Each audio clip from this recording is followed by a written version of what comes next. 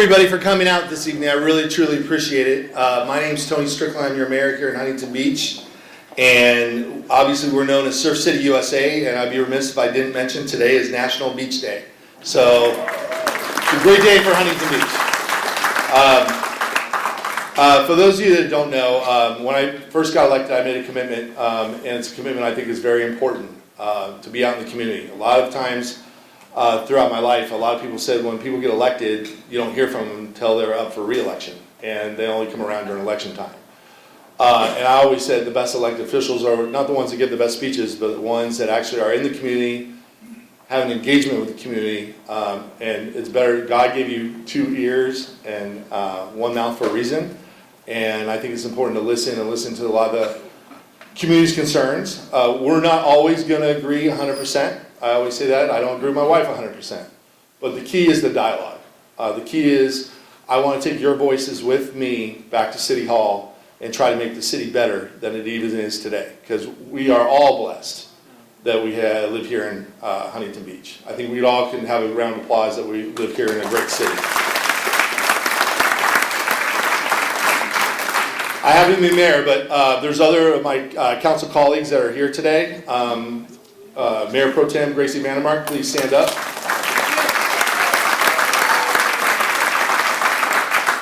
Where's Councilman Pat Burns? I know I saw him walking in. That's all I saw. I don't know if it, Natalie Moser in the back. Natalie, thanks for coming. Is there any other council members that are here? Okay, seeing that, I also want to acknowledge Austin Edsall, who's a field rep for State Senator Janet Wynn.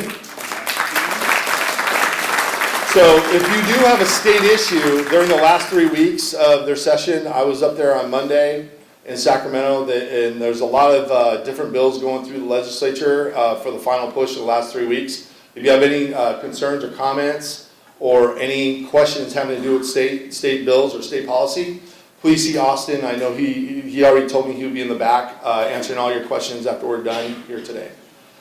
Today's topic about town hall, and again, I make a point to do these town halls and community coffees so we can have engagement and interaction. As I'm out in the community, a lot of people have asked me questions about the air show. Is the air show going to happen this year? I heard there's a lot of lawsuits in the air show, the settlement of the air show, and so I thought it would be very important today to talk about where we are as of today in the air show. And I will tell you, there will be an air show here this year from September 29th to October 1st.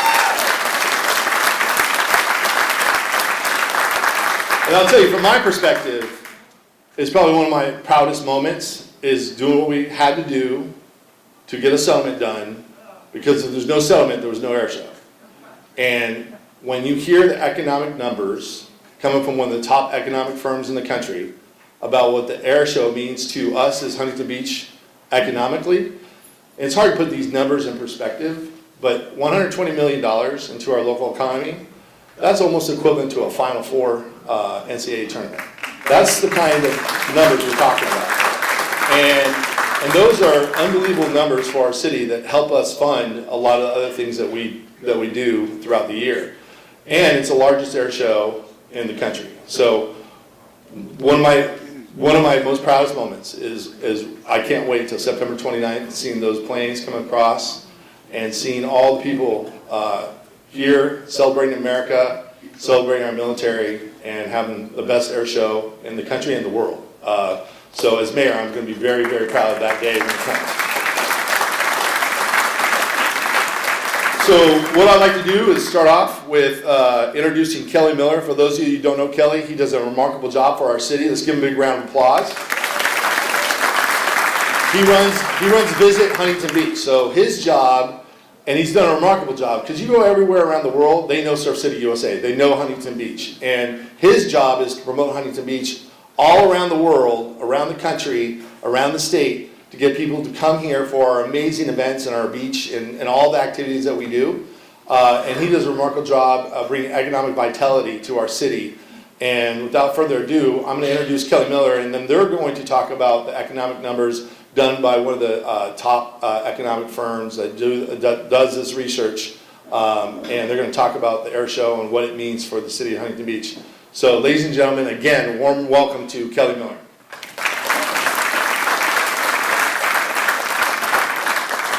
Good evening. Can you hear me in the back? Raise your hand. If you don't want to hear me in the back, raise your hand.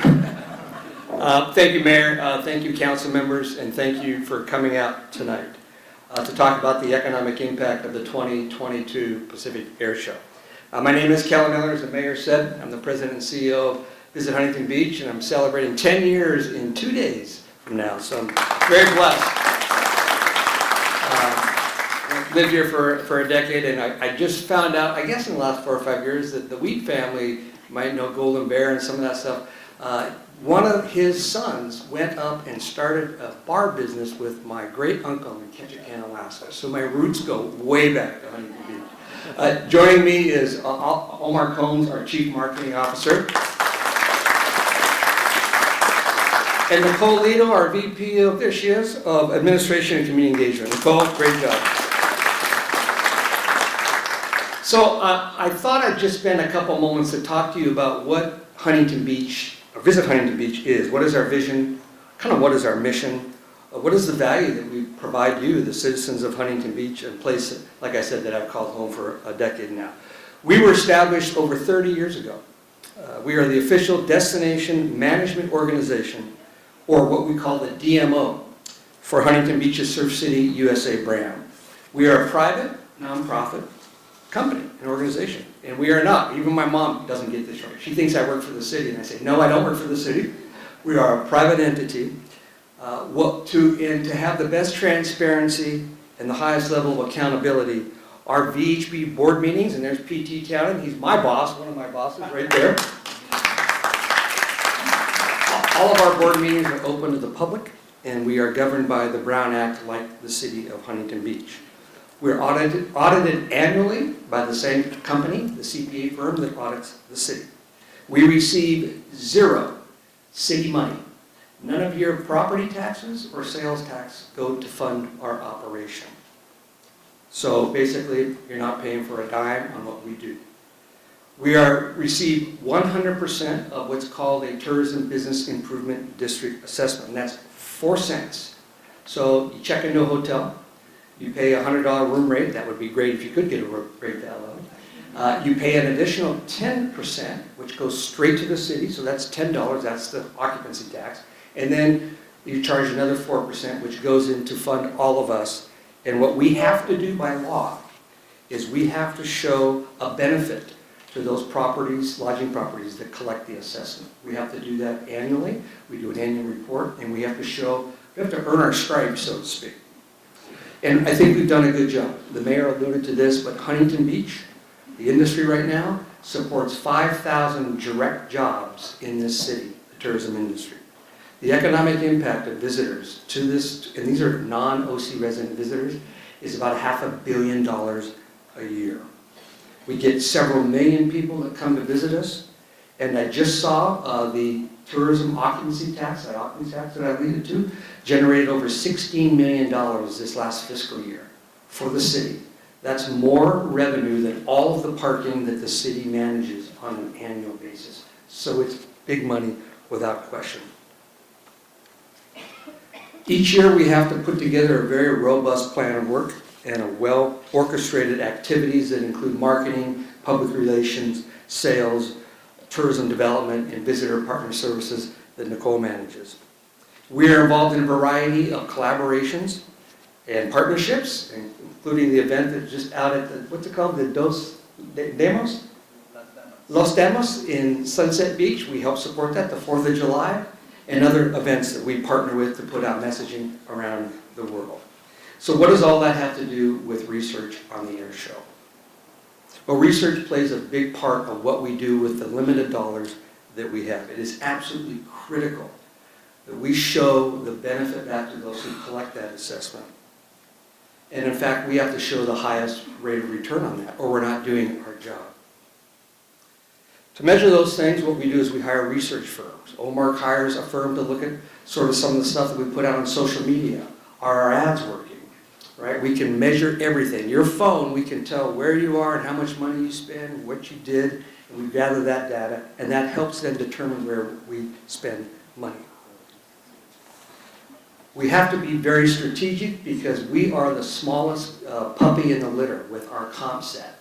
If you look at Newport Beach, if you look at Anaheim, you look at Santa Barbara, San Luis Obispo, Mammoth Lakes, San Diego, and LA, we are at the bottom of the totem pole on our funding, so we have got to be very, very strategic, and we are. Omar, you've done a great job on that area. So it is with keen interest that Visit Huntington Beach really looks at the largest events that we can bring in here jointly with the city and kind of say, how do we evaluate the value of these big events that occur during a very desirable time of year? Our job is to not go out there and get more visitors in the summertime. That's like bringing a fifth turkey for 10 people for Thanksgiving dinner, right? Our job is to see what we can do in the shoulder season to get people to come here year-round. And we believe that the more reasons we get people to come to Huntington Beach throughout the year, from January 1 through December 31, what happens? It's more consistent year-round employment. So instead of Labor Day coming, guess what? People are employed throughout the year. It's more predictable tax revenues, both parking and sales tax, so the city can plan. I see some of the marine safety, police, and fire back there. If you know you're going to be busy in October, it's easier to plan and budget for it. And quite frankly, I think this is essential what we do here. It's more important that businesses don't shutter their doors after Labor Day. So the more visitors we have coming in here, especially in September, October, the better we are. Before I ask Oliver Omar Combs to come up here and talk about some of the economic impact, I just want to tell you what our vision and mission is for Huntington Beach. We just went through an exercise. We just approved a 3-year strategic plan, and our vision is really simple. For looking at Huntington Beach, our vision is a welcoming beach-infused community that inspires the stoke of optimism in every visitor and resident. I think that's pretty powerful. Thank you. Thank you. We spent a lot of time on that. And our mission, VHB supports and advocates for the economic vitality and quality of life for all Huntington Beach throughout inspirational destination marketing and brand management. In short, the elevator speech is simple. We inspire people to travel to Huntington Beach, stay longer, spend more money, return from January through December, return more often, and share their experiences with people around the world. That is basically the quintessential thing that we do. And it's also the quintessential brand position that we say. We are that place. When people think about California, they think about Huntington Beach. And I think we do a pretty darn good job of that. So with that said, I'd like to turn it over to Omar Combs, our Chief Marketing Officer.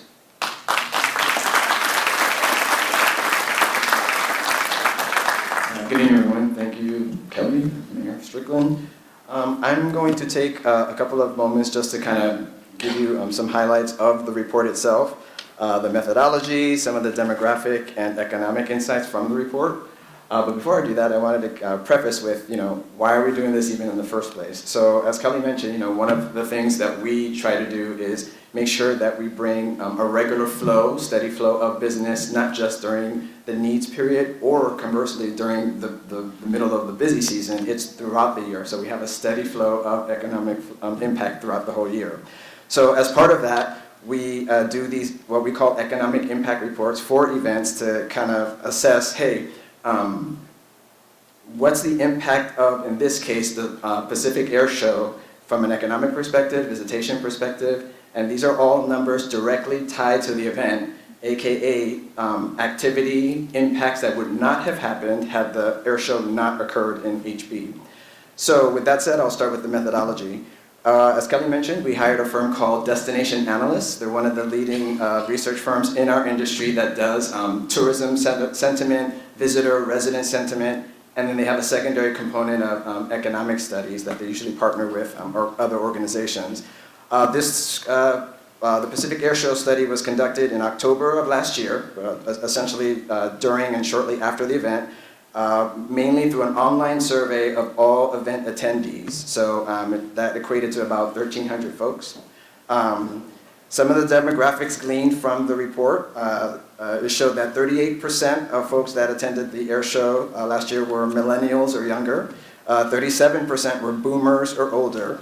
25% were from Gen X.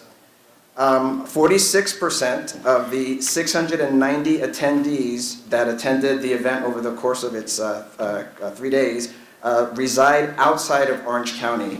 The reason why that's important is because as part of our research, we do not include residents, because the whole point of the research is to find out what's the incremental impact. So those who are contributing to the local economy from outside of HB. Of the 690 attendees, a little over 528,000 of them were incremental visitors who lived outside of HB and visited the city primarily to attend the event. More than half of them said that the event feels that it has a positive impact on their perception of HB when they're here visiting. 88% of all the attendees stated that they were satisfied with the event. 91% of the attendees are return visitors to HB, and 73% of the attendees would recommend the Pacific Airshow to their friends. The travel party size, the average size of folks attending the event, 3.8, so about 4 people, and 31% of them had children. So I think that's a significant stat because it shows that this is a very family-friendly event. From the economic perspective, as I mentioned, residents are not included in the spending calculations because those cannot be claimed as an injection of new spending into the local economy. So we're looking to understand the impacts of visitors from outside of HB here specifically for the air show. The data sources that help calculate all of that included the online survey, as I mentioned. We do pull data from open source data from federal, state, and city government statistical agencies. We have a report in our industry called the Smith Travel Report, or STR report, and those reports assess the performance of our hotels within HB. And then lastly, there is an economic tool called InPlan that most industries use to assess the economic impact and use financial models to assess the overall economic impact of an event or things of that nature. In our case, I'm going to focus on the direct economic numbers. So there's a thing called the direct impact numbers tied directly to the event attendees. And then, as I mentioned, there's a thing called indirect and induced effects, which are additional or peripheral benefits from that impact that are used to assess, the overall economic impact, as Mayor Strickland mentioned.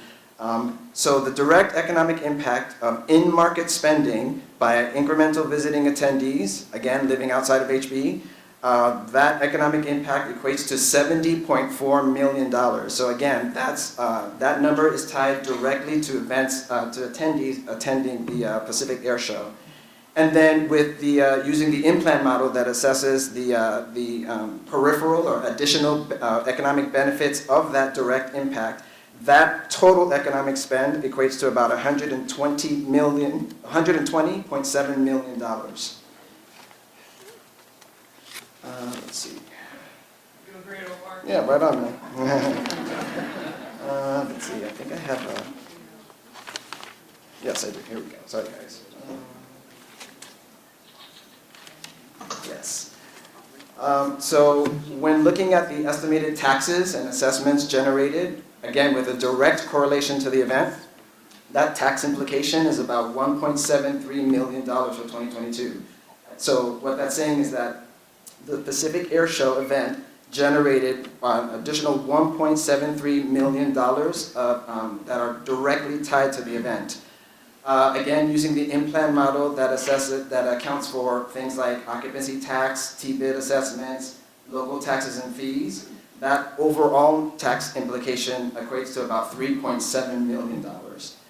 And then lastly, the travel party, each travel party spent about over $400 each day of the event, and about 67% of that spend was on shopping and dining. And so that shows that additional economic impact of visitors that would not have come had the Pacific Airshow not occurred.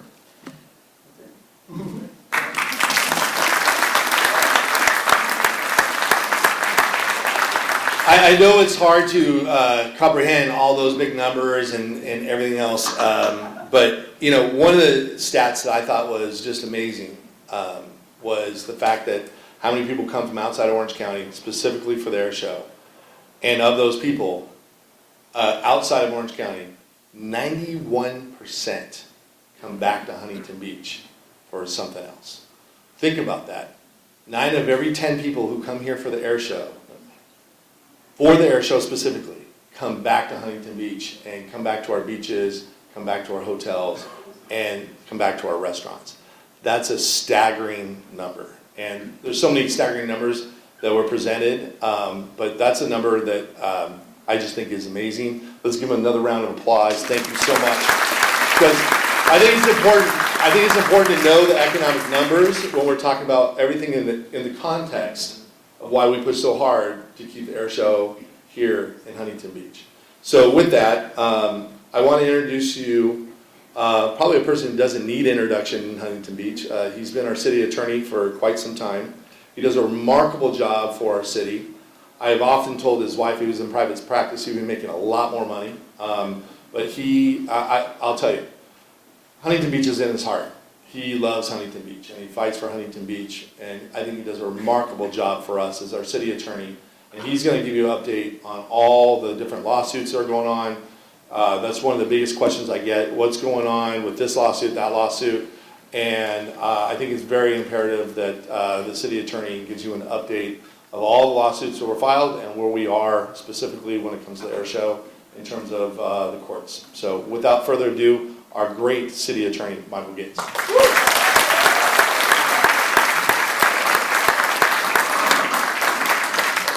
Thank you very much, Mayor, and thank you to everybody for coming out tonight and listening to us talk about the air show. Specifically, I'm grateful that you're willing to come out and listen to a lawyer talk about lawsuits.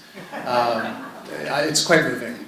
But I will tell you that there's some things I can say about the lawsuits, obviously some things I can't say. One of the reasons why I talked to the mayor about giving a quick update is because in the lawsuits, things were kind of moving fast. There's a lot of information flying back and forth. I think there was a lot of misinformation, but I think it was more a symptom of folks just not knowing, not being able to keep up. So with all the information and all the activity in the lawsuit. So I'm here tonight to just kind of capture what has happened and where we are today. And so I'm going to do the best I can. If it wasn't mentioned earlier, I want everybody to know that we are also going to be taking questions.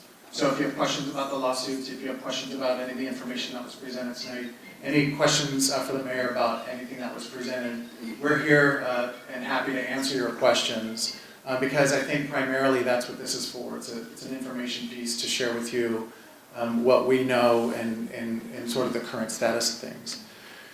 So to begin, and I'll be brief about the longer history, but as you know, the Pacific Airshow filed a lawsuit against the city of Huntington Beach and then Mayor Kim Carr in 2022. In the summer or fall, that's when the lawsuit was filed. And I think one of the things that maybe there's a misunderstanding about is a lot of people think that the lawsuit was filed basically that the air show was canceled in 2021. And as you recall, in 2021, we had the air show on, there was a, what do we call it, a dry run on the Friday, then there was an air show on Saturday, and then it was canceled on Saturday night, so no air show on Sunday.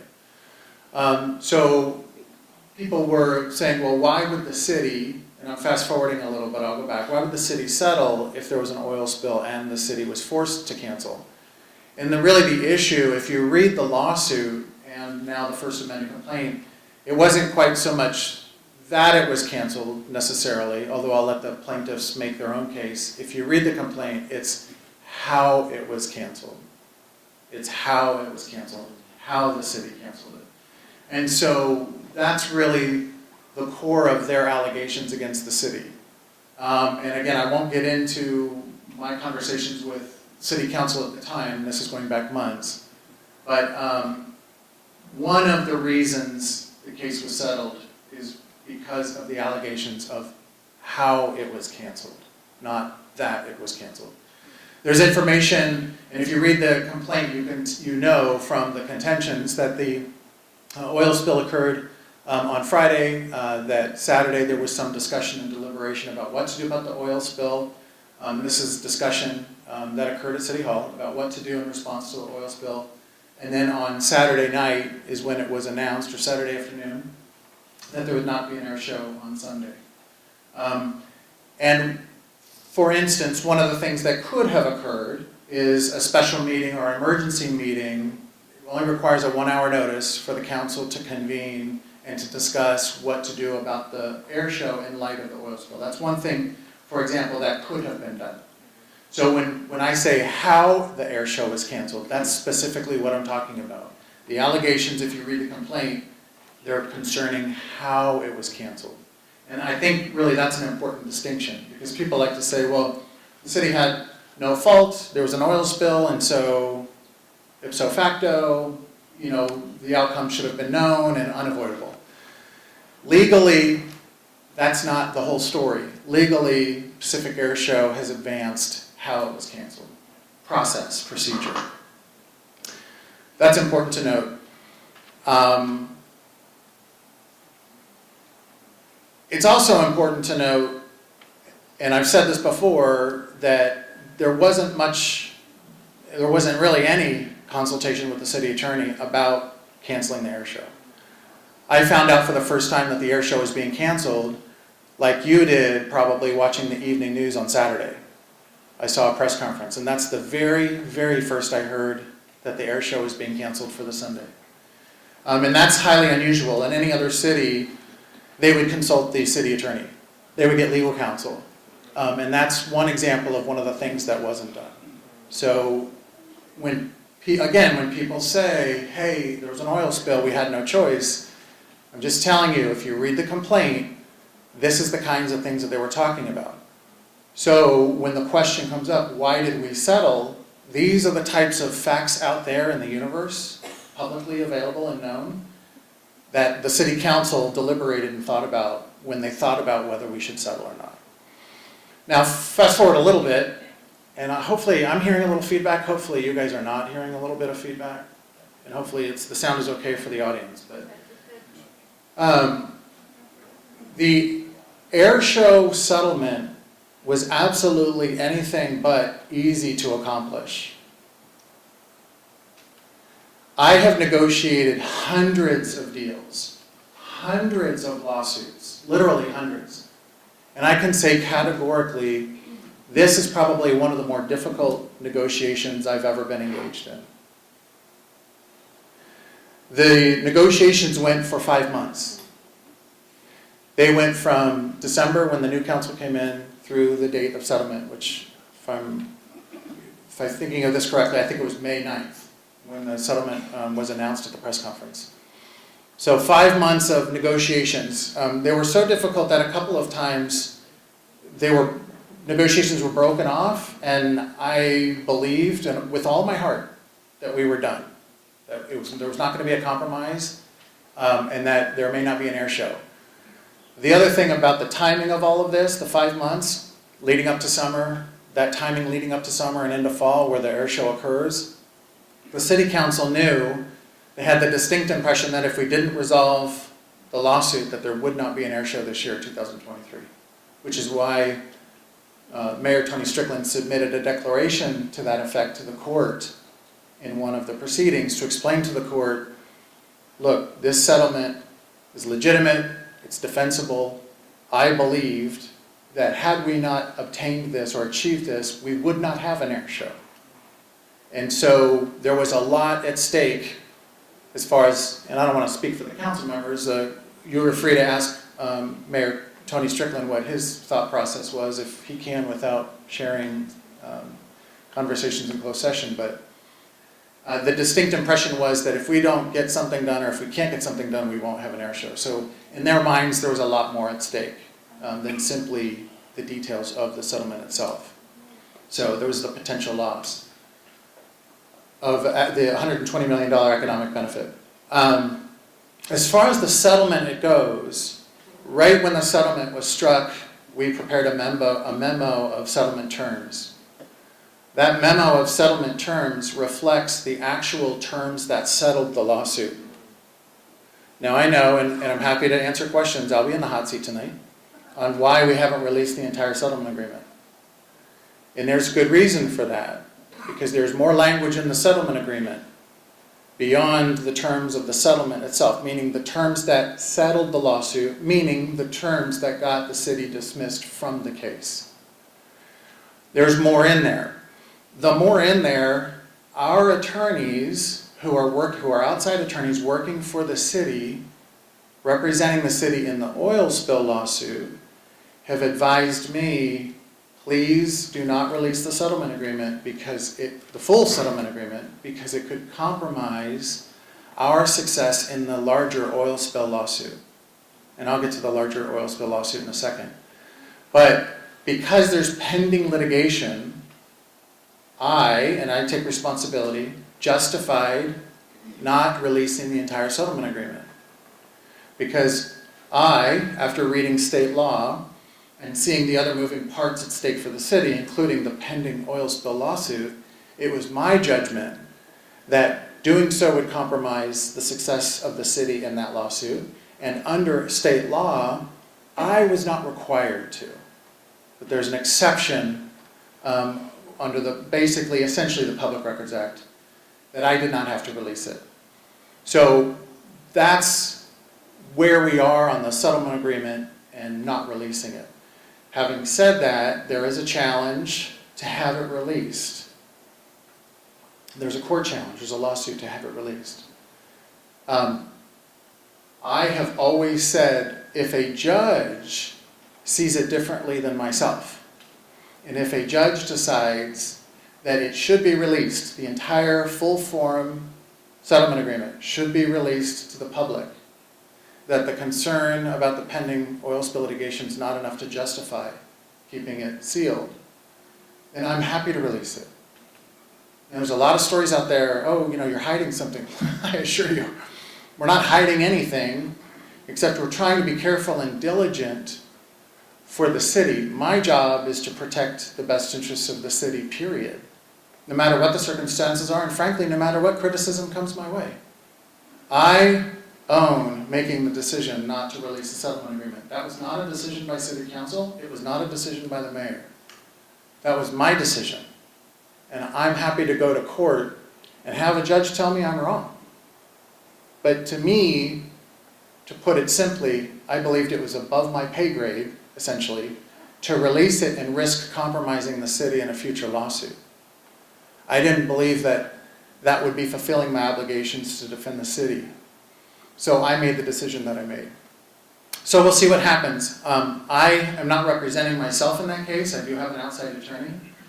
And I can't get into my conversations with outside counsel, but what I will tell you is, I have also, or let me put it this way, I would be very interested in an early review by the court. So I don't want this to drag on. I would be happy if this question was answered today, whether it should be released or not. So I have an interest, it's just a personal interest, in getting this resolved quickly. So my attorneys know that, and they're acting accordingly, swiftly. So on that issue, we'll see what the court does with it. And I'm happy to live with it one way or the other.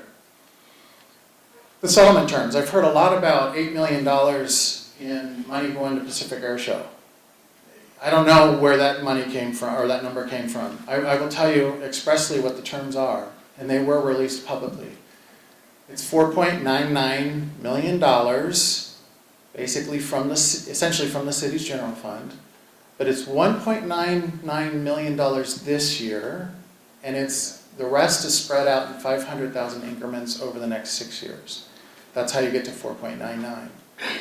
There is a provision for potential additional $2 million, but that's not $2 million coming out of the general fund. That $2 million is contingent on the city prevailing in its oil spill lawsuit or securing perhaps a settlement.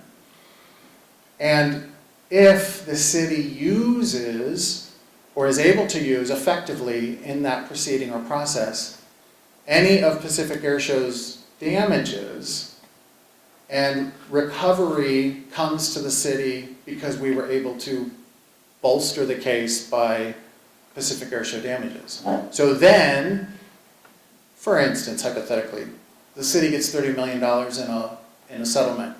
And we've put together all the city's damages and, showed the harm to Pacific Airshow and other businesses throughout the city. Pacific Airshow is not the only one, but other businesses as well. And we get $30 million. If once that gets paid, we would owe up to $2 million. $2 million's a cap. Up to $2 million, depending on any contribution Pacific Airshow was able to make to the damages picture, either at settlement or at trial. So that's not money out of the general fund. You don't just simply add that $2 million to the $4.99 million and come up with almost $7 million. It just doesn't, that's not the way it works. So that's more or less a sum total of the dollars committed by the city council to resolving the Pacific Airshow.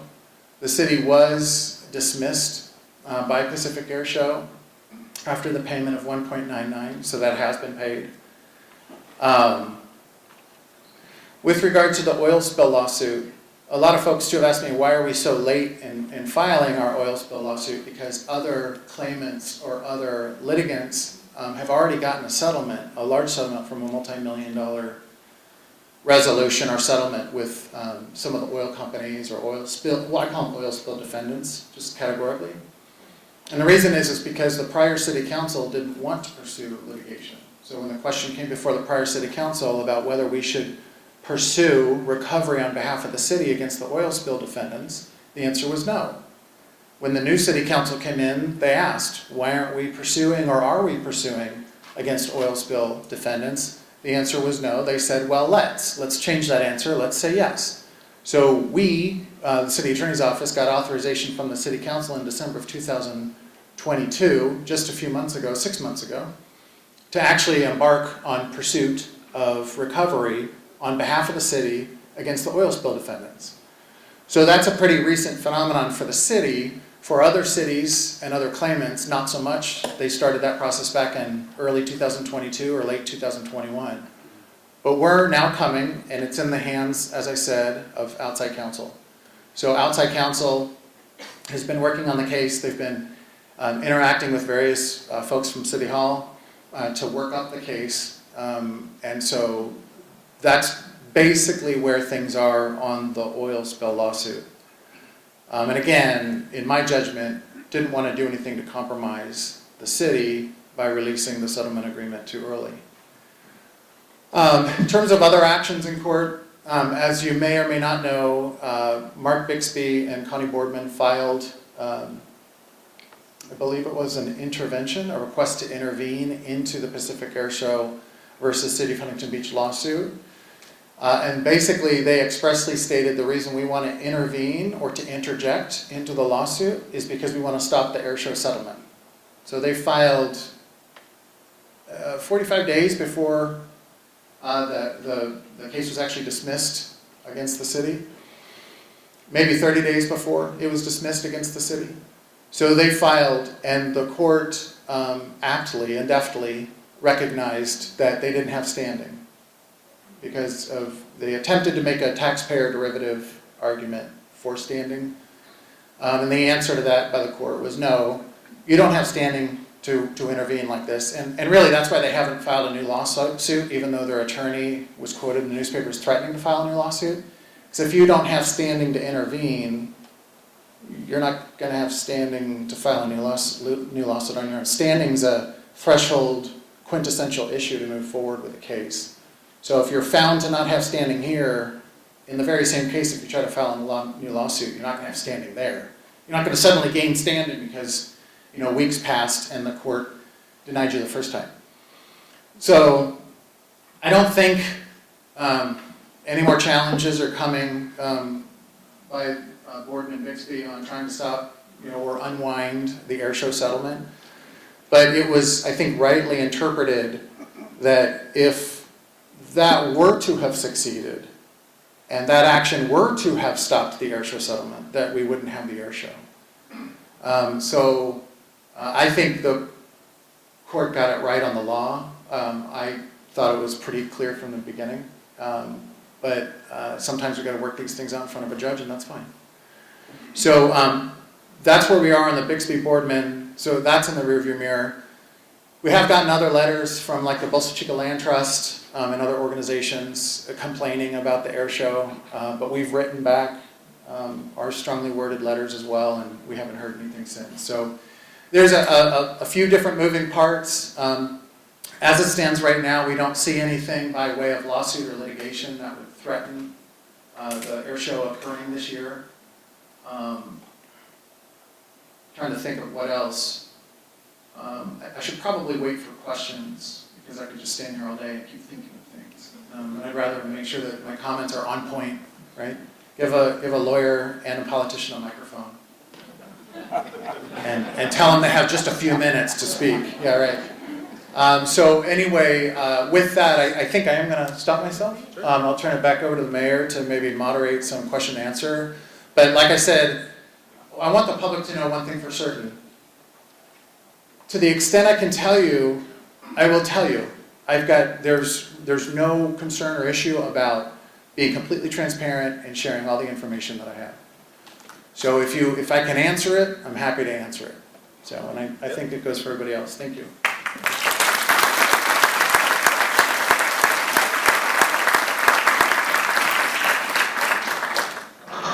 And on that note, I made a history. For those of you that don't know, I did serve in the legislature from 98 to 2004 in the Assembly and 08 to 12 in the State Senate from a different region of California. But I made a history of open government.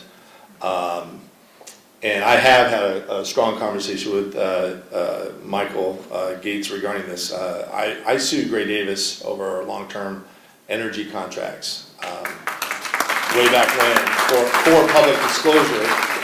And he wouldn't disclose what he was spending on energy at the time, and we won that court case. And so I've always had, and when the reporters asked me early on, I'm for open government. But I do take Michael at his word as a city attorney that says if we release the whole entire document, and I've read the document, I kind of hope that it gets out there, but at the same time, I take Michael at his word and his people he hired that we have a bigger fight to try to go get some of that money for the city from that oil spill. And that was one of the first things we did as a new council is unleash Michael Gates to go do that lawsuit. And so hopefully we get good news back on that lawsuit.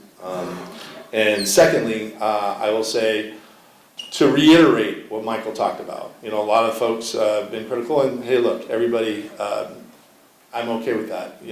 Everybody has a different view, different perspective, but I will tell you from my perspective, this is one of the hardest negotiations I've done, other than 1 year negotiating. I was a Republican caucus chair negotiating a state budget with Gray Davis that went to September.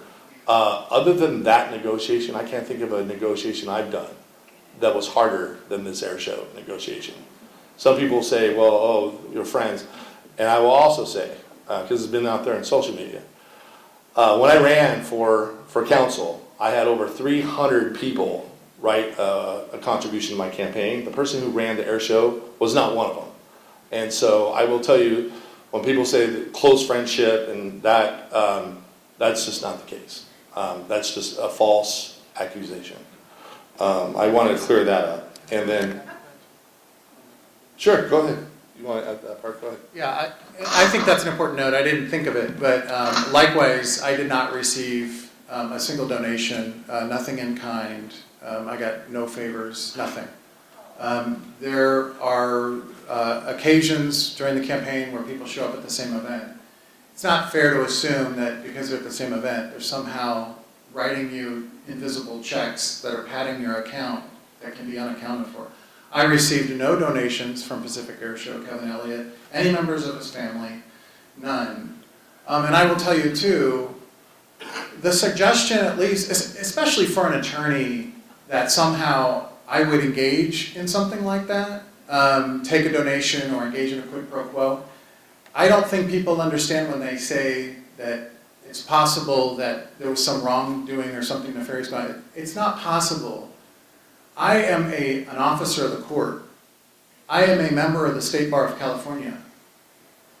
I could lose my entire livelihood over something like that. So my wife, who I think is is here, and my 5 kids would go without a provider, at least in law, if I engaged in something like that. So I've got way more at stake professionally and in terms of my family than what, $600 donation? I mean, it just doesn't even make sense. So critics will be critics, like Tony said, and they're gonna say all the kinds of things they wanna say, fine. But I'm an open book even when it comes to that kind of stuff, and I can tell you, I got way more at stake, way too much at stake to engage in that kind of activity. So I just want to emphasize that point. On the record. And then Michael did mention this, and it is crystal clear to me. No settlement, no air show.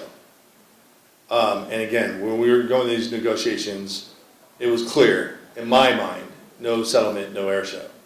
No air show, no $120 million into our economy. No air show, no $70 million directly. No air show, all those people, 91%, don't come back to Huntington Beach. And when we talk about the numbers, the settlement, yes, is a little bit higher than I wanted it to be. But I will tell you, it pales in comparison to the value that we're going to have from this air show moving forward in perpetuity. Because the goal is that we have this air show every year in perpetuity.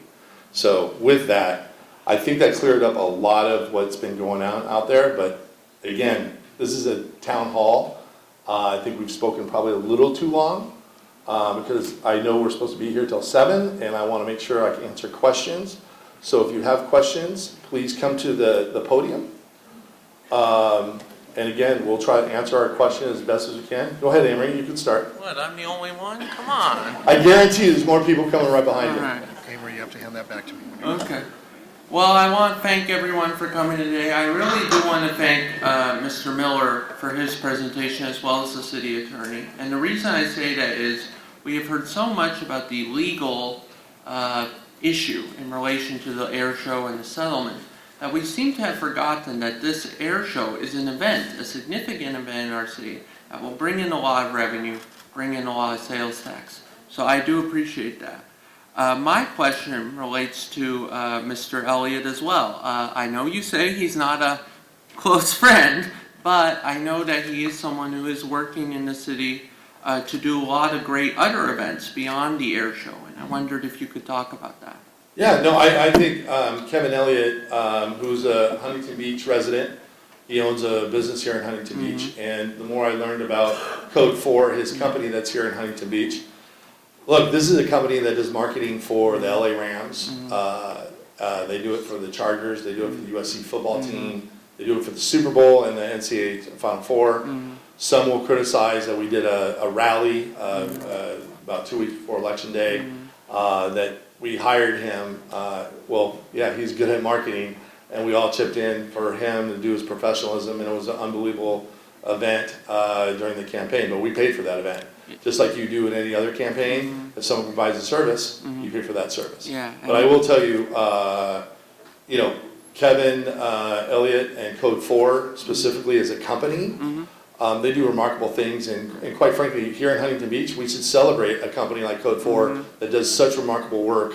That here's a company in Huntington Beach that does marketing for the Super Bowl, for the NCAA final game and the football. That does it for the Rams and for the Chargers and the USC football.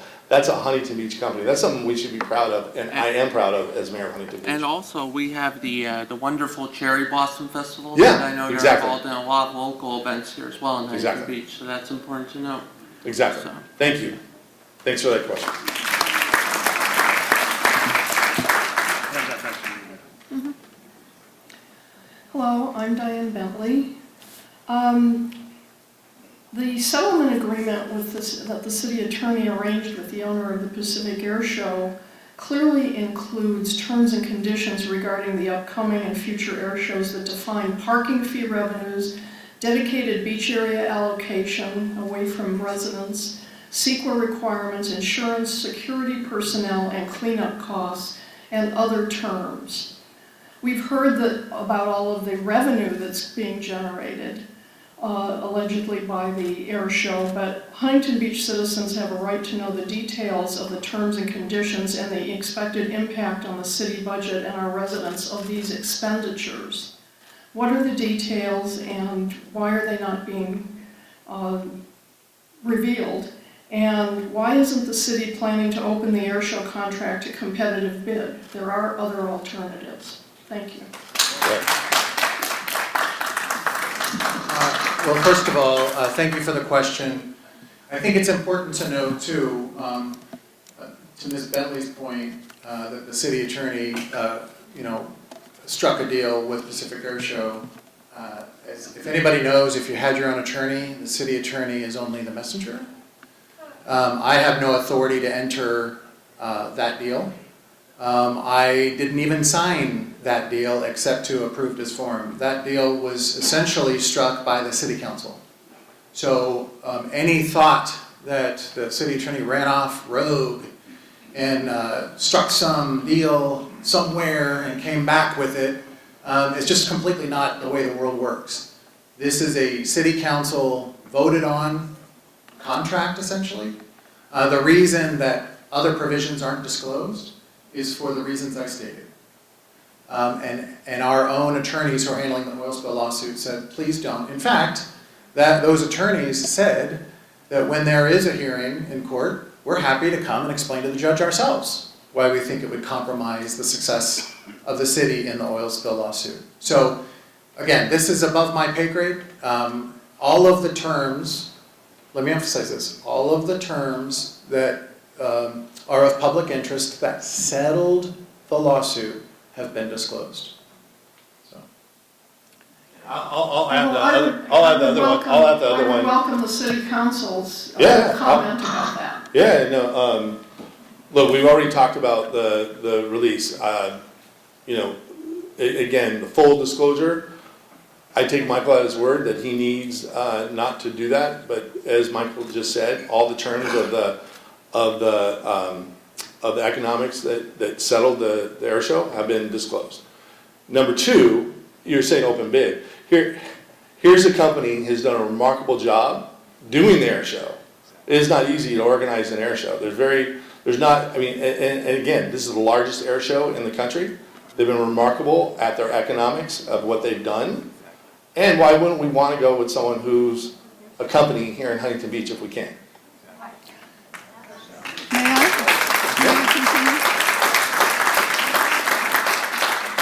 continue? What we heard from Visit HB was all of the income that is going to be generated by the air show. Mm-hmm. What about the expenses? Again, the income, the expenses pales in comparison to the income that comes into the city of Huntington Beach. Is there a It's not even source? close. Is It's there not a even source close. to That's understand why those? we did this economic impact study, so you can look. And again, I know it's hard for people to understand when you're talking to millions and millions of dollars. Look, it's hard for everybody. No, I'm just saying, when you see 70.4 million, it's hard to put that into perspective. That's why I said this is an event that's almost equivalent to a Final Four event. And that's not, again, it's the largest air show in the country. And again, we could agree to disagree, but I'm super proud. And at the end of my term as mayor, the number one thing I'm going to say as an accomplishment as mayor is saving the air show. And that's what I'm excited about moving forward.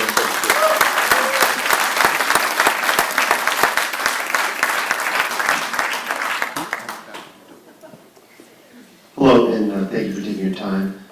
My name is Don Kennedy. I just wanted to set one thing clear.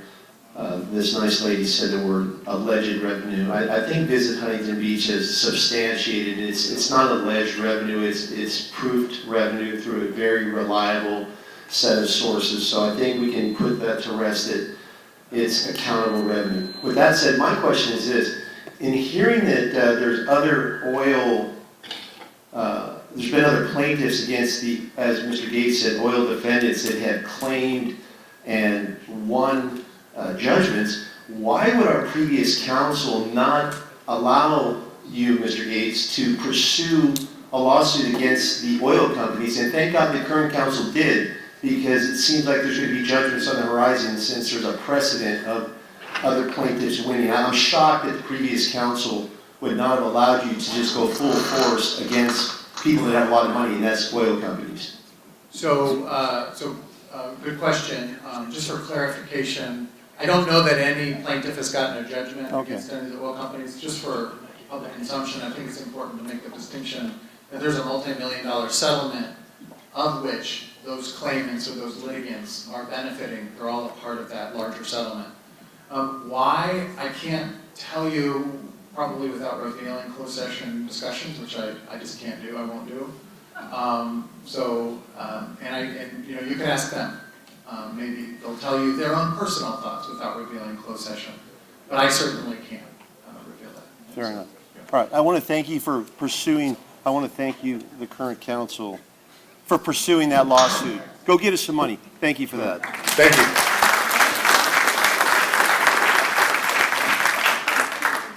They broke the mic. They broke the mic. If you want, you can come up here. That's okay. Still doesn't work, guys. Come on up here. No, it doesn't matter. Oh, there you go. My name's Steve Albert, resident most of my life. I want to thank you for being here. The question, well, first off, hooray for the air show. And the question of income to the city is not questionable. It's a fantastic amount, no matter how you do the figures. But the air show is a very costly event and hard for the promoter to put on. I mean, there's a lot to it if you think about Right. just running the jets, for gosh sakes. The government didn't provide them, we couldn't pay for them. I was wondering, before the lawsuit, do we subsidize the air show? And if so, how much? So now, you're challenging my memory. There was a subsidy, I guess you could call it, to the extent that there were parking offsets. And I don't know the full explanation, but there was some sort of consideration by the city offered to the air show promoter in parking. I believe too that there was probably some for extra law enforcement, police and fire. There may have even been some for sheriff. So historically there has been some, I'll just put it this way, some consideration on the part of the city to help make the air show happen. I agree. Like I personally wouldn't go in the business of doing an air show. How do you monetize something where people can look up and not go to the tent? But if you look at the Waterfront Hilton, for example, call and ask how much it cost to rent a room during the air show weekend. I believe it was $3,600 a night. So clearly we're getting some of that revenue coming into the city. I'm not sure Code 4 likes that, but at the same time, I do think Code 4 has been trying to do things like concerts after their show to try to recruit and get more revenue coming in so they don't lose as much money. But I will tell you, if I was a businessman, I wouldn't invest in their show. It's great for Huntington Beach, but I think it's more of a passion that Code 4 has of aviation, and that's pretty much what I think. It's a passion for aviation that they love putting on this air show. Hi, my name is Bill Neese. I moved and bought a place here in 1988. A little bit of my background, I flew for the Marine Corps. I was stationed in Santa Ana before going to Vietnam. Thanks for your service. Thank you. So I'm obviously pro-aviation. Yeah. And I was a little confused. I could see the public safety, but when I read the third day of the air show was closed because of the oil spill, I just figured it was public safety. But my other background is I spent 22 years as a Los Angeles Deputy City Attorney, as a trial attorney with the Department of Water and Power, doing settlements. So you've done a great job of explaining why the air show generates so much income. But I didn't hear any information or accounting as to how they arrived that basically Pacific Airshows is claiming they had $21 million, assuming a potential $7 million payout for 3 times $7 million, 3 days times that. I don't know, I've done a public record request, but it was too early, I haven't got it, asking for all the discovery and accounting. I'm wondering if these accounting experts that have done such a great job of explaining the losses also came up with how much Pacific Airshow can actually show. Because you paid more than that, it seems like blackmail. Yeah. And if I was making $21 million, I might threaten to move out, but I might want to stay for the money. Well, I will tell you the damages that were alleged were astronomically higher than that. I'm not caring about alleged. No, I'm just saying. I'm an I'm just saying. attorney, I go with evidence. What And- evidence was submitted and with you- discovery under And you perjury? will say, as an attorney, when both sides walk away pretty upset, that's when there's a compromise. Like, look, I personally. I asked the yes or no, was discovery done as? Okay, go ahead. So what I'll say is this, a lot of information was shared during confidential settlement negotiations, and I'm simply not allowed at this point, other than what the mayor said, to say that their demands were on an order of magnitude much higher than what it was settled for. But to get into the minutia or the detail about the back and forth, as an attorney, you know I can't disclose. Yeah, my boss used to say, you don't know what they'll take until you insult them. They could ask for $1 billion. I'm asking for what in the world did they prove that they lost $7 million? Did they show the contracts? I think the Blue Angels play for free. They get $1 a head, they figure out, for these air shows. You know, what were their costs? So- Did any of their vendors share them? How much money did they make the first 2 days? I mean, I'm just, as an attorney, it may have been a great And settlement. you might be able to have a reporter call them directly, but I can't reveal what was shared in settlement negotiations. I'm not I asking, can't- Well, I mean, that's what. in my No, mind, I'm that's what- asking what formal discovery, which is public record, you send interrogatories, you take depositions, you request for admissions, you subpoena records and say, where are the records to show that we have a potential payout of $7 million? And so, as you know, the lawsuit was filed in October, and so as soon as settlement discussions started in late December, everything was stayed pending opportunity to settle the lawsuit. So your answer is none. The answer is formal discovery? No. Informal discovery for purposes of negotiating a settlement? Absolutely. Okay. And now the next question is, it's my understanding, and correct me if I'm wrong, because I try to read up on this and kind of understand it, because I'm a law junkie in my retirement years. I'm 79, so I'm not Same. practicing, but I keep my license active. Is Mayor Carr a party to the lawsuit? Still? Mayor Carr is still a part of the lawsuit. And she was acting theoretically in the course and scope of her employment. Now, is the city paying her attorney's fees, or is she paying them? So all I will say on that is the city is defending her, and I'm not going to comment beyond that. Because what I'm trying to get to, which I think you can anticipate, if she is proceeded against by Pacific Airshow, and they get a judgment against her, and the court in the future says that she was operating in the course and the scope of her employment under respondent superior, even if she made a mistake, the city could have to write an additional check to Pacific Airshow for her liability. Am I correct? So I'm not going to comment further, except to say that she's being defended by the city. Okay. Has there been a determination she wasn't acting in the course and scope I'm not, by the court?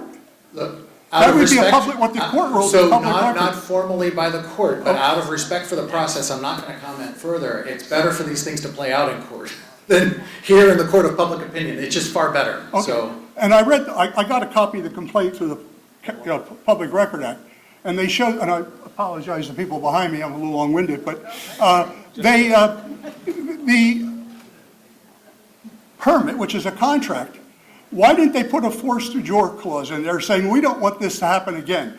That the Pacific Airshow or whoever gets to have an open bid, which would most be likely, create the right appearance, would have to buy insurance so we would not be subject to this again, just like the air show in 2020 was shut down by COVID. They didn't ask us to pay for it. They didn't say it was Huntington Beach's fault. I mean, wouldn't that be a thing a good attorney would include, to say, we learn from our past expenses and we incorporate something to change it? Well, look, you and I can have a debate offline, but there is no contract. A permit is not a contract. Well, put it this So, way. I mean, and that's the thing, like, we're taking up people's time. That's as a threshold issue.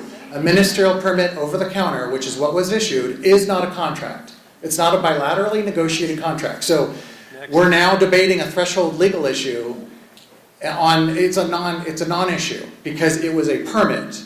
It's not a contract. Well, If they you wanna sued debate under that contract, didn't they? if you want to see it as a contract, then we're never going to agree. How did Pacific Airshow do it in their amended complaint, which an answer has never been filed? There isn't a trial date. It seems like a rush to Okay. judgment. Anyway, lastly,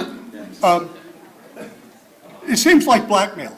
If they're threatening to shut the air show down for the city to come up with a settlement without doing any formal discovery, and basically I have a note from my mother at a mediation, which is confidential, that says I lost millions and millions, but if you pay me $5 now and maybe $2 later, I'll settle. As much as I like air shows, I just don't think as a taxpayer or ratepayer, whatever you're gonna call me, that the city should be just writing checks. And lastly, I read in these complaints that you're friends with Mr. Kevin Elliott. And you can be a perfectly honest person, but with attorneys and politicians, there's the appearance of impropriety. You can do everything right, but if it looks bad, you're supposed to disclose that. Have there been any challenges as to the council getting a political, doing business with Mr. Elliott that would say, hey, we have to disqualify ourselves because, not that it's anything wrong, but it appears that I'm doing business with somebody that I'm writing a check to over a period of years for millions of dollars. So, with regard to disclosure, I think the photos are all over the internet. That's and why I asked, you can explain your relationship with Mr. Elliott here in Open Forum. I would not consider us friends. I would consider us. So he showed up to political events. It's out there, right? And I'm not going to hide from it. It is what it is. He was at political events, and he was hired for the victory rally to produce some marketing material for the events. But all I can tell you is this: if anybody has any question in their mind about the propriety of what happened, there are almost countless resources for you to go to get your recourse. File an FPPC complaint, file a complaint with the State Bar of California, file a complaint with the District Attorney, file a complaint with the Attorney General. There are a lot of aspersions cast based on half information or misinformation, yet the public has no shortage of recourse. You want to catch me on something? You can file a half a dozen complaints tomorrow with different agencies. Yet, nobody ever files anything. They're just critical because I happened to show up in a photograph with Kevin Elliott during the campaign. Guess what? If anybody knows the history of Huntington Beach, R.J. Mayer and the Mayer family received the very same scrutiny then, 15, 20 years ago, as Kevin Elliott's receiving now. Why? Because the Mayer family, they were big players in Huntington Beach at the time, probably the biggest, and there was all kinds of aspersions cast. Yet no FPPC complaints were filed, no State Bar complaints were filed, and there were no findings of any wrongdoing. So this is the way this goes, and that's fine, but I just want the public to know the response to concerns about wrongdoing isn't to try to catch somebody at a podium during a town hall meeting. File a complaint. I can encourage you to file a complaint. File a complaint. It's easy. I would just add this. Look, I mean, we live in a democracy. End of the day, I will tell you, I try to do the best job I can as your mayor, and after I'm done with being mayor, I'm going to be a councilman next year, and I get a 4-year term because you were, the citizens gave me the distinct honor to represent you, and I try to do every day, fight for you the best that I can. But again, if you don't think I'm doing a good job and you think I made a whole bunch of mistakes and I've done a bad job, you're going to vote me out 4 years from now. That's democracy. And we're here today to engage and tell you, and I'm telling you from my perspective, I thought the gain of saving the air show, and it was worth it. It was worth every hour that, you know, the COFOR said, walk up and then get out of negotiation. I begged them to come back to the table to negotiate because I thought it was that important for the city of Huntington Beach. And so, you might disagree. You might disagree. And I know some of you do disagree. And I respect you for disagreeing. We can agree to disagree without being disagreeable. And I respect your voice. That's why I do these town halls. I don't expect everybody 100% in this room to agree with me. But that's what our democracy is about. And I will tell you, from my heart, I fought for what I thought was best for Huntington Beach. And when you see the air show coming on September 29th to October 1st, and you see all the people here, I know you, the retailers and the people in restaurants and people here have thanked me profusely for saving the air show. At least from what I've done, being out in the community, doing community coffees, and being out a plethora of events. So with that, we have another almost, not quite 15 minutes, but please. Well, I'm going to talk about something a little bit different. I wanted, we had a lot of reasons, I guess, various of us, for wanting the air show. I like the air show. I'm not sure I want to pay $8 million for it. You're not paying $8 million for it. Well, You're not paying $8 million for it. well, I'm not gonna let that, you're not paying $8 million for it. hang on a second. Okay. For example, the $2 million that we hope to get in the lawsuit that we filed, that we would give them, you said, well, that doesn't come out of the general fund, but if we won the lawsuit, it would go into the general fund. So, that makes no sense to me. What I really came here to talk about is there's a point, it's page 11 in this economic report, and it's just full of baloney. It just makes no sense whatsoever. And I'd like to point out a few things. First thing, it says that we're going to get $3.7 million in tax revenues. Well, here's the deal. If you read the fine print, out of that $3.7 million, $2 million is future increases in property taxes. Not money related to the air show at all. Not money we get today, money we might get 20 years from now. $2 million out of the $3.7 million is future increases in property taxes. And by the way, they claimed the same $2 million last year as well. So they doubled down. So that's just bogus. The other thing in that $3.7 million is the rental of 11,000 hotel nights. Okay? If you just take the shore rate, the Hyatt and Hilton, add it all up, that's 950 hotel rooms. Okay? And there might be another couple hundred in Huntington Beach. But if you took 1,200 hotel rooms and you said they were 50% occupied, because we're talking about incremental business now, you'd come up with something like $1 million. So turns out there's not $3.7 million because the $700,000 that's claimed for additional TOT is just made up. We could never have 11,000 hotel nights. We only have 1,000 hotel rooms. It's a 2-day show. And the hotels are half full. I'm not finished. It gets worse. Okay, so, and then we've got $704 million in the economy. More than half of that goes to Pacific Airshow. It's their ticket money, it's their concessions. So in terms of benefit to, it's Tony, it's $155 out of that 400 is strictly ticket money. And then the rest of it, another 30%, is money goes to their concessions. So it's not like that's benefiting Main Street. It's benefiting Pacific Airshow.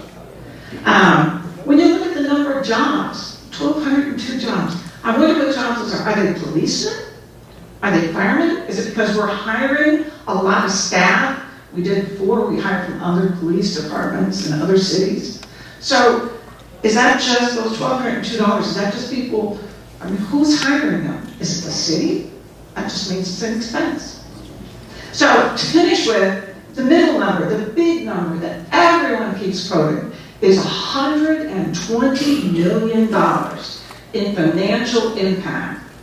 Well, that's due to some proprietary formula, which is not disclosed and won't be, that's based on completely bogus numbers that I just told you about that are more than 50% off. In one case, of hotel rooms, they over forecast the hotel rooms by a factor of 700%. So now you look at this $120 million number, which is based on some imaginary proprietary formula called implant. And you know it's based on bad data. I don't think that number means anything at all. And if I ever hear it again, I'm going to have to say, well, wait a minute, that's nonsense, that's bogus. So that's really what I wanted to talk about, is this whole economic, justification. Can you answer the question at some point? Can you answer the question? Sure. What about the hotel rooms? Yes, ma'am, yeah. one? Yeah, I'll try to remember them all. Let me start with the hotel rooms. So the 11,000, a little over 11,000 room nights generated, that is not just Huntington Beach hotels. That's the entire region, Huntington Beach area, Huntington Beach, and the entire region. The reason for that is because as part of the survey, there are people that are coming to Huntington Beach for the event, but are not necessarily staying in Huntington Beach. And we had to factor for the fact that people who are visiting may say, oh, I'm staying in Huntington Beach, but they're not really because they're not as familiar with the area. So also short-term rentals. I mean, we get TOT tax from short-term rentals. yeah, that's true, but it's mainly from the hotels in the region. So that 11,000 room nights is generated from all of the HB hotels, but also the regional areas, not just HB. 70 million. So 70 million direct impact, economic impact. Excuse me. That's based off of the 4 items that I listed, mentioned earlier, with direct ties to the attendees at the event. Where the 120.7 million, it is true, it is used there, it's through a tool called Implan that has financial models that are used throughout multiple industries to calculate additional economic impact based off of those 4 things that I did mention again.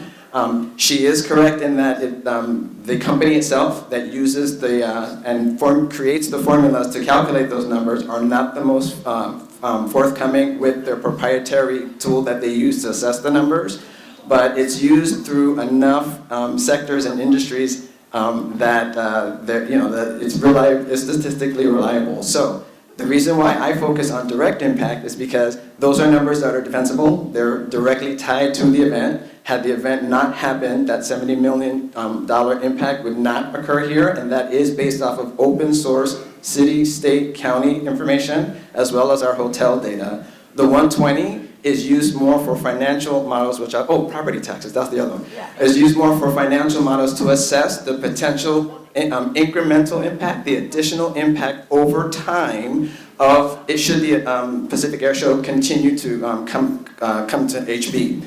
That's where the property tax. So property taxes, as I mentioned, the direct tax impact was the 1.27 million figure that I had mentioned. Using the Implan model, that 3.7, what that is it's assessing the TBID assessment, TOT tax, fees, parking fees, and property taxes. So in the report, there is a qualifier that says that property taxes typically should not be used and are not used to assess direct impact for that very reason. It's used for more assessing the idea is over time, if the event comes back and creates equity within the destination, the idea is there's a model that assesses what the property tax value would be in terms of impact over time. It does not mean that anyone's getting charged additional property taxes. It's saying the property tax value is evaluated at X amount because of the additional visitation, spend, and all of that are happening at our businesses, which also pay property taxes, etc. It's not saying that we're charging an additional $2 million in property taxes. It's just creating an evaluation of what that property tax value would be.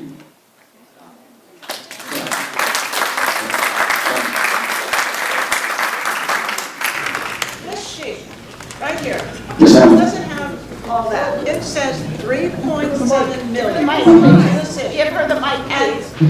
I don't think you can fit it on that sheet. It says 3.7 million, and it says that's in tax revenue generated by the event. Now, you may be talking about hotels somewhere else, but Huntington Beach doesn't get the TOT for a hotel in Newport Beach.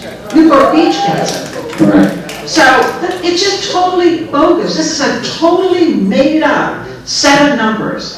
The property tax is wrong. You know it. You say, well, it shouldn't be.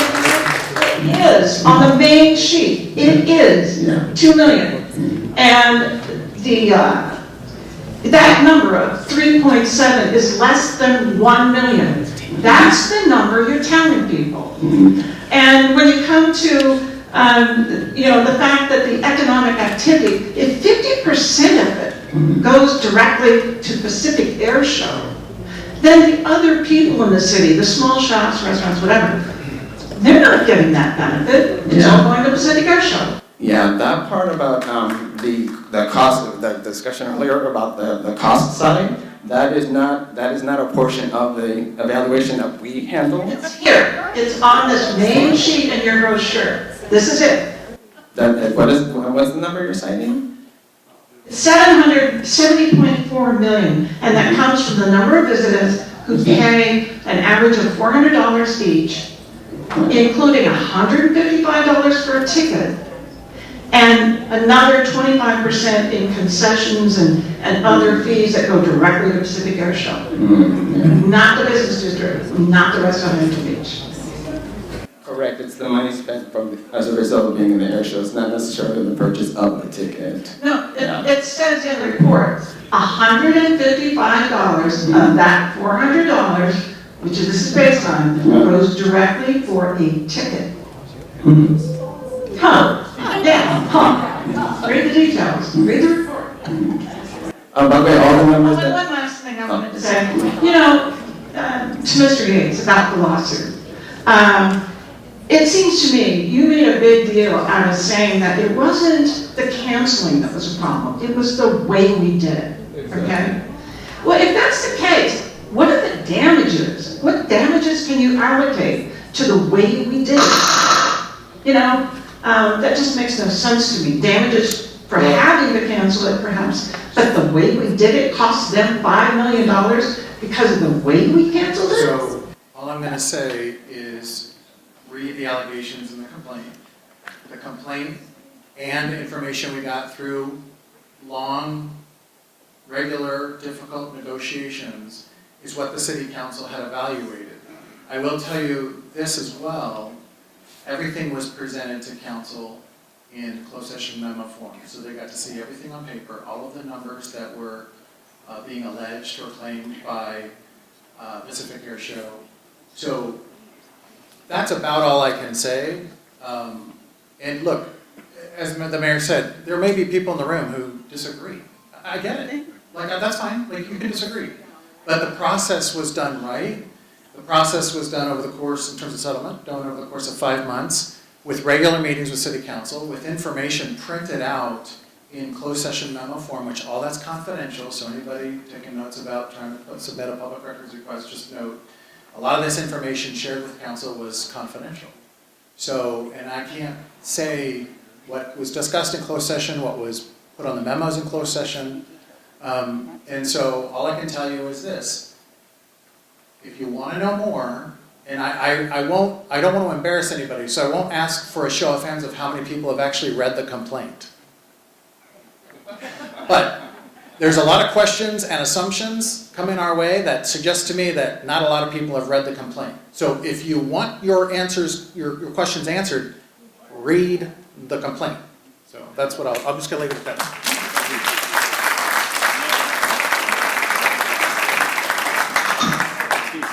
Next question. Yeah, I just have a quick question. You said, why would you look at the other people, the other air show companies? Because you keep saying you saved the air show. Yes. But there were other people that weren't going to sue us for $5 million plus $2 million that also would do the air show. Somebody mentioned the Blue Angels. They would have had an air show for free. So did it occur to you at some point to consider somebody that wasn't suing us as a homeowner and a taxpayer? Tell me where you could go to the air show for free with the Blue Angels. What city? No. No, I'm asking. What city can you go for free? Seattle had Seattle for free? Just answered. I was just repeating. I'll sign up right away. Seattle for free? My question is. Okay, I know you're moving off that question. You said. Yes. Why would I consider one of the other companies that do an air show, let's say not for free? And my question is, did you consider that the other ones were not suing us? That would be a reason, in my opinion, as a homeowner in Huntington Beach, to consider somebody else because they're not suing us. Let me reiterate. The Pacific Airshow has done a remarkable job over a long period of time. They've proven that they've actually got the air show done, because a lot of people try to promote an air show and it never happens and falls apart. Here's an air show that historically, economically is huge for our city, despite a citizen who knows better than someone who's paid professionally to do economic studies around the world. I'll trust her more than the people who get paid to do those studies. End of the day, this is a local business. I wanted to make sure that we try to get it done. If we couldn't get it done, we couldn't get it done. And I will tell you, there was a lot of times I didn't think we were going to get it done. I didn't think we were going to get it done many times. You could ask my wife. When I came home, I was frustrated. At the end of the day, when we got it done, I was extremely proud because I think this is going to be, and all of you guys that don't want it, I hope you don't go to the air show because, you know, if you want to be critical, then don't go. Last question. First off, I want to say the Pacific Airshow is the preeminent air show in the United States. Bar none. Bar none. You talk to the Blue Angels, you talk to the Thunderbirds, and those pilots will tell you this is their preferred destination, and they've had events where they both here at the same time. They never do that because of the event is well run. And also, keep in mind, Code 4 pays for the expenses. They've lost their butt. Over every single year, they've never made money. The first year they would have made money was the year that we canceled the air show. But let me get into one of the things here. First off, parking. We talked about parking as potential revenue. So normally, because it's a shoulder time of the year, it's not a normal event time of the year, our parking structures are virtually empty. During the air show, they're full, completely full. Normally we charge $15. During the air show, it's $30. The city doesn't lose a penny. In fact, the city makes incrementally more money because they're 100% occupancy, not half or quarter like they normally be at that time of the year. So that extra additional revenue goes to Code 4 to offset some of the expenses like the officers. But the majority of the expenses is saddled by Code 4 and they lose their butt. That's why there's not a lot of suitors come in here asking to run the air show because it's very expensive and it takes a lot of time. And the professionalism of Code 4 is bar none. There's nobody around the country can stand up against it. Right? And lastly, there's a comment about the hotels, about the numbers don't match up. Well, also the numbers match up. When you look at a hotel room, it might be $300 normally, and it's $3,000 during the air show. That's 10 times as much revenue coming in. So you have to look at all these other factors you're not looking at from a surface level perspective. So last I'll say is it is a preeminent air show, and for us to not look at the payments are, let's say, $7 million amortized over 7 years. Well, let's multiply the $120 million over 7 years. That's $720 million that we're trying to turn around from and say we don't want it. That's ridiculous. That's money that's come directly into Huntington Beach and the surrounding community. So I think it's a subject that's a false flag, and we shouldn't be talking about it. Thank you. We're 5 minutes over. I couldn't say it better myself. I will go to you individually, but we're over time. I just want to thank each and every one of you for being here, for being at the town hall. I will communicate. If you want to come to the next town hall, please put your email out, and then we'll invite you to the next town hall or community coffee. And no, I said it was last question. We're already over 5 minutes. I'll come to you individually and talk to you. But anyways, everybody, thanks for being here. Have a wonderful day. Thank you.